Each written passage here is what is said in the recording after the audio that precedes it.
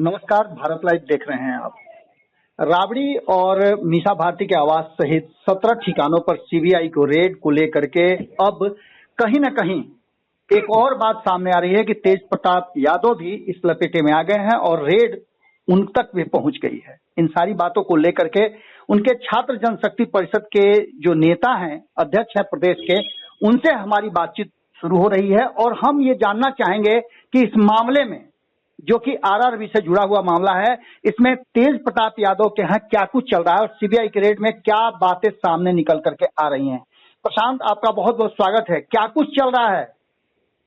देखिए, चल यही रहा है कि बिहार के आम आवाम की आवाज को दबाने की प्रयास की जा रही है और आदरणीय लालू प्रसाद यादव जी जब भी जेल से बाहर आते हैं, उन लोगों को जो विरोधी खेमे के लोग हैं, भारतीय जनता पार्टी के लोग हैं, जो कि छात्र, युवा, गरीब, किसान, दलित विरोधी नीति पे चलते हैं, वैसे लोगों में बेचैनी उत्पन्न हो जाती है। आदरणीय लालू जी बीते दिनों जिस प्रकार जेल से बाहर आए और माननीय नीतीश कुमार जी और आदरणीय लालू जी के बीच करीबी मतलब जो बढ़ रही है, दूरियां घट रही हैं और एक होने की जो संभावनाएं प्रकट हुई है, इससे बेचैनी है और उन लोगों को लगता है कि फिर से जो है आदरणीय लालू जी मतलब परिवर्तन कर देंगे, क्योंकि आदरणीय लालू जी की उपस्थिति मात्र से ही बिहार की जनता ताकतवर महसूस करती है। आदरणीय श्री तेज प्रताप यादव जी आदरणीय नीतीश कुमार जी से बातचीत लगातार कर रहे थे और मतलब फिर से जो है बिहार की जनता के हित में निर्णय लेने के लिए हम लोग जो है कि मंथन कर रहे थे। बिहार की जनता के हित में जब बात होती है तो भारतीय जनता पार्टी को बेचैनी होती है। आप देखिए कि जिस मामले में फिर ये षड्यंत्र और प्लानिंग किया गया, अब तक का रिकॉर्ड उठा के देखिए तो सबसे ज्यादा रेलवे को मुनाफा दिलवाने वाले रेल मंत्री कोई हुए हैं तो आदरणीय लालू प्रसाद यादव जी हुए हैं। दूसरी चीज है कि एक मामला खत्म होता है तो दूसरा मामला उत्पन्न कहाँ से हो जाता है, और ये मामला सिर्फ आदरणीय लालू जी के ऊपर ही होगा कि बिहार में और भी मामले हैं। बीपीएससी पेपर लीक का मामला कौन जो है कि क्लियर करेगा? सुशील कुमार मोदी जी जो है चर्च का जमीन हड़प के और क्रिश्चियन भाइयों को प्रताड़ित करके और उस पर मॉल बनवा रहे हैं। इन सब मामले को कौन होगा?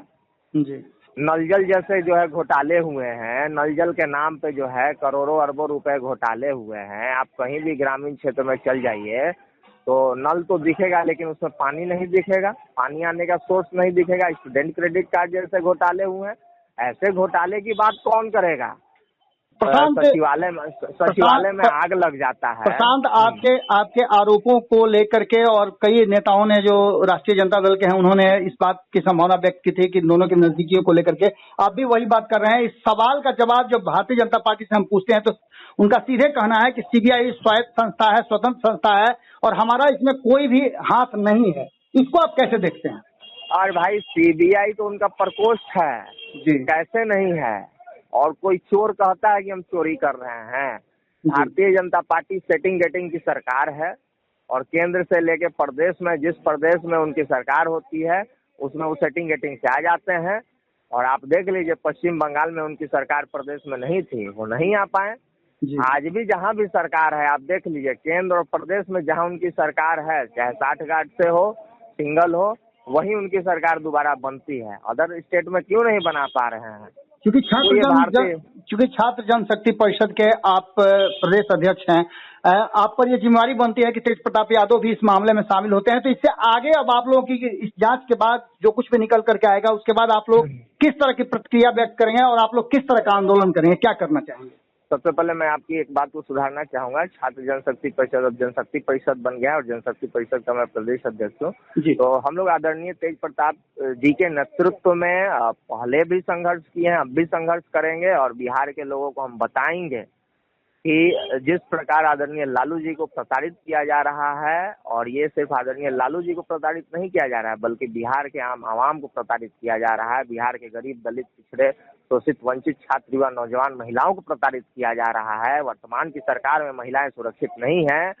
पीएमसीएच में जीएनएम की छात्राओं के साथ जो है जिस तरीके से दुर्व्यवहार हुआ, उस पर कौन जवाब देगा? उस पर सरकार क्यों चुप्पी साधी हुई है? सरकार मतलब आप देख लीजिए कि एक गरीब का जो है कि बेटा मतलब बच्चा सोनू जैसा जो मामला आ रहा है, जो कि शिक्षा से वंचित है, राजधानी के सटे जो है गांव में, इस पर जवाब कौन देगा? आप इन तमाम तरह की मामलों को देख लीजिए, सचिवालय में आग लग जाता है, इस पर जवाब कौन देगा? तो जनता के हित के मुद्दों पे जो है भारतीय जनता पार्टी एनडीए की सरकार कोई जवाब नहीं देती है और कोई बात नहीं करती है। उनको जो है कि सिर्फ आदरणीय लालू जी के ऊपर जो है प्रताड़ना और जो आरोप प्रत्यारोप का सिलसिला जो चल रहा है, ये उन पे नहीं बल्कि बिहार के आम आवाम पे। प्रशांत, जहां ये कार्रवाई सीबीआई की चल रही है वहां आप हैं, किस तरह की कार्रवाई चल रही है? क्या पूछताछ चल रहा है या फिर जांच चल रही है? ये देखिए, हम लोग तो आवास के बाहर हैं, क्योंकि अब प्रोटोकॉल है और अभी परिस्थितियां जिस प्रकार है, हम लोग बाहर ही हैं और अंदर जो है सीबीआई के ऑफिसर जा रहे हैं, आ रहे हैं। अब क्या हो रहा है अंदर, ये तो हम लोग नहीं बता सकते हैं क्योंकि देख नहीं रहे अंदर का दृश्य। लेकिन जो भी हो रहा है ये गलत हो रहा है। गरीबों के मसीहा के आवास में इस तरीके से चोर की तरह सीबीआई को भेजना, ये बिल्कुल ही गलत है और निंदनीय है। बिहार की आम आवाम इसके लिए जो है भारतीय जनता पार्टी एनडीए की सरकार को कभी माफ नहीं करेगी। चलिए, बहुत बहुत धन्यवाद आपका। धन्यवाद। अगर ये वीडियो पसंद आई और वह बिहार के राजनीति और बिहारियत से सरोकार रखेनी तो सब्सक्राइब बटन दबा के चैनल के सब्सक्राइब कर ली। ओजे एगो घंटी बा, ओकरा बटन दबा देला से कुल सटीक और मारक खबर रुआ मुफ्त में मिल जाई। अगर रुआ पत्रकारिता के हमनी के नया प्रयोग में सहयोग कर चाहतानी तो ज्वाइन बटन दबा दी। पेटीएम नंबर नोट कर ली 9386816700। धन्यवाद।